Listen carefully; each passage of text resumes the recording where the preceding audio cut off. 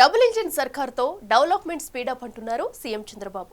ఇప్పటికే అభివృద్ధి పనులను పరుగులు పెట్టిస్తూ కొన్ని విషయాల్లో తమ సంకల్పాన్ని నెరవేర్చుకున్నామని, ఇకపై ఇదే సంకల్పంతో మరిన్ని పనులు చేస్తామంటున్నారు. దీనికి తగ్గట్టుగానే మరిన్ని నిర్ణయాలు తీసుకున్నారు. అవేంటో చూద్దాం.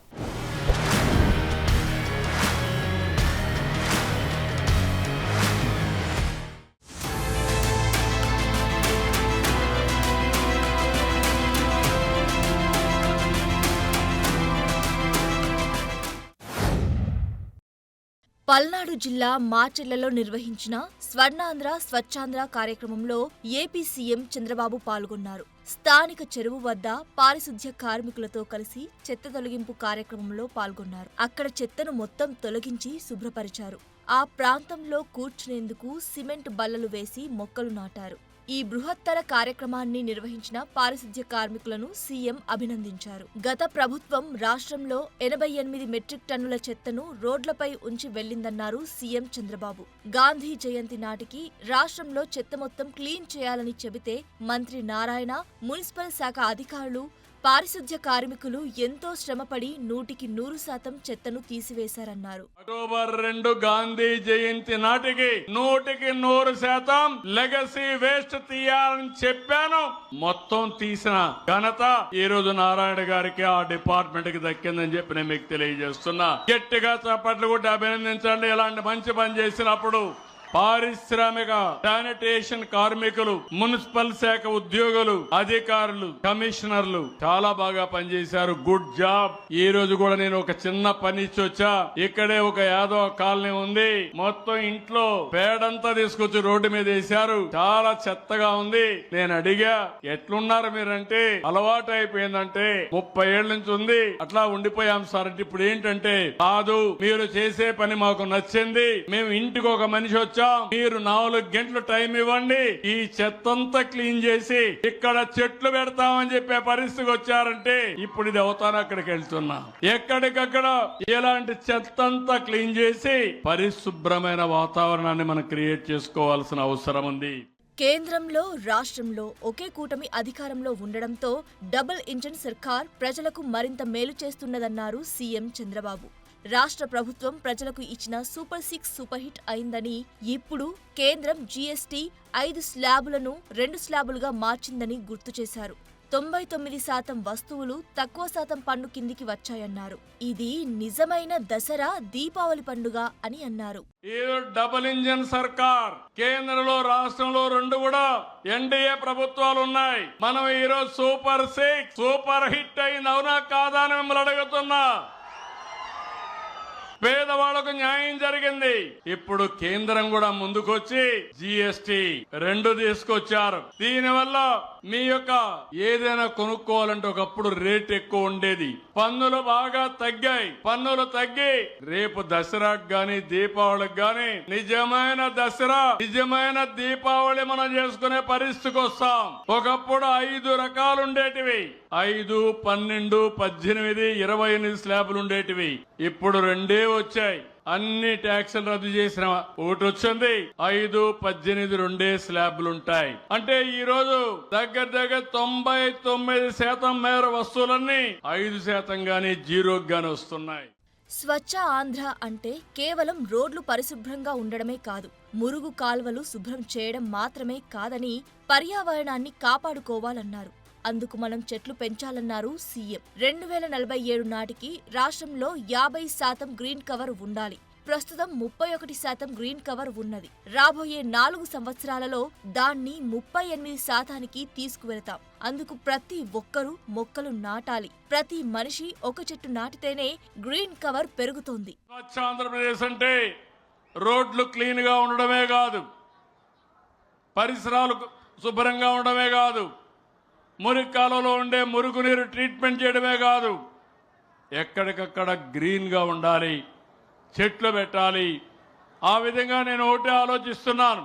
2047కు ఆంధ్రప్రదేశ్ లో 50% గ్రీన్ కవర్ ఉండాలి. అవినీతి లేకుండా 16,347 టీచర్ పోస్టులు ప్రభుత్వం భర్తీ చేసిందన్నారు సీఎం చంద్రబాబు.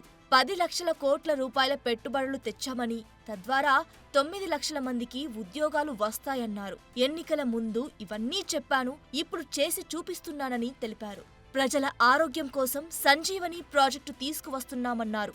ఈ యూనివర్సల్ హెల్త్ పాలసీలో అందరికీ 2,50,000 వరకు ఆరోగ్య బీమా ఉంటుందని, ఎన్టీఆర్ వైద్య సేవ కింద 25 లక్షల రూపాయల వరకు హెల్త్ కవరేజీ ఉంటుందన్నారు.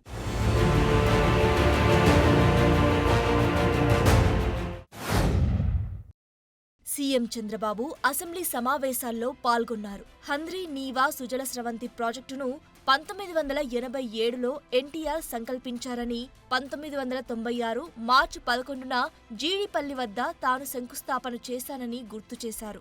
738 కిలోమీటర్ల దూరం మల్యాల నుంచి నేరుగా కుప్పం వరకు తీసుకువెళ్లి నీళ్లు ఇచ్చామన్నారు సీఎం. ఈ ప్రాజెక్టు ద్వారా 498 మైనర్ ఇరిగేషన్ చెరువులు నింపుతున్నామని, 7 టీఎంసీల నీరు నిలిపే 6 రిజర్వాయర్లు పూర్తి చేశామన్నారు. 498 మైనర్ ఇరిగేషన్ ట్యాంక్స్ కి నీళ్లు ఇస్తున్నాం. 61 ట్యాంక్స్ ఇప్పటికే ఫుల్ అయినాయి. 138 ట్యాంకులు పార్షియల్ గా ఫుల్ అయినాయి. ఇంకొక పక్కన దారి పొడుగున మీరు చూస్తే అనేక రిజర్వాయర్లు 7 టీఎంసీ నీళ్లు పూర్తి చేసే విధంగా 6 రిజర్వాయర్లు పూర్తి చేశాం. అన్ని రిజర్వాయర్లు కూడా నీళ్లు వచ్చే పరిస్థితి వచ్చింది దేశ. ఇది ఒక కరువు సీమలో ఒకసారి మీరు చూస్తే నెక్స్ట్ ఇది ప్రారంభం చేశాం, వాటర్ రిలీజ్ చేశాం 17 జూలై 2025. ఇది జలహారతి పరమసముద్రం ట్యాంకుకి నీళ్లు వచ్చిన రోజు దిశ. అది చూస్తే చాలా సంతోషం కలిగింది. నాకు 8 సార్లు ఓట్లేసిన కుప్పానికి నీళ్లు తీసుకుపోయి అక్కడ జలహారతి ఇచ్చానంటే నా జన్మ సార్థకమైందని భావించాను. పోలవరం ప్రాజెక్టుపై అసెంబ్లీలో కీలక ప్రకటన చేశారు సీఎం చంద్రబాబు. పోలవరం ప్రాజెక్టుకు ఒకటి కాదు, భూసేకరణ నుంచి కాంట్రాక్టర్ల లిటిగేషన్ల వరకు అన్ని సమస్యలే ఉండేవని, వాటిని ఒక్కొక్కటిగా పరిష్కరించామన్నారు. 2019 నాటికి మొత్తం ప్రాజెక్టు పనులు 72% పూర్తి చేశామన్నారు. ఆ రోజు మీరు చూస్తే 19-24 దిశ మొత్తం వీడు ఖర్చు పెట్టింది సివిల్ వర్క్స్ పైన 3.84%, ల్యాండ్ ఎక్విజిషన్ ఆర్ఆర్ పైన 3.88%. ఈరోజు మళ్ళీ మనం వచ్చిన తర్వాత దీన్ని లైన్లో పెట్టాం.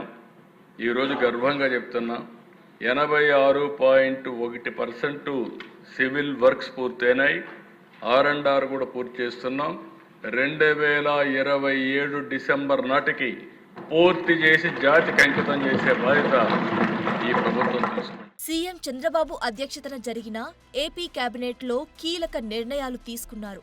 అసెంబ్లీ సమావేశాలు కొనసాగుతూ ఉండడంతో అసెంబ్లీ ప్రాంగణంలో మంత్రివర్గ సమావేశం జరిగింది. ఈ భేటీలో 13 బిల్లులకు మంత్రిమండలి చర్చించి ఆమోదం తెలిపింది. నాలా ఫీజు రద్దుకు సంబంధించి వివిధ చట్టాలను సవరించాలనే ప్రతిపాదనలకు ఏపీ కేబినెట్ ఆమోదం తెలిపింది. అలాగే వైఎస్ఆర్ తాటిగడప మున్సిపాలిటీ పేరును తాటిగడప మున్సిపాలిటీగా మార్చే ప్రతిపాదనకు ఏపీ మంత్రివర్గం ఆమోదం తెలిపింది. ఇక అమరావతి పరిధిలో 343 ఎకరాల భూమిని సేకరించేందుకు గతంలో ఇచ్చిన భూసేకరణ నోటిఫికేషన్ వెనక్కు తీసుకోవాలని ఏపీ ప్రభుత్వం నిర్ణయించింది. సభలో ప్రవేశపెట్టే పలు బిల్లులకు ఆంధ్రప్రదేశ్ మంత్రివర్గం ఆమోదం తెలిపింది.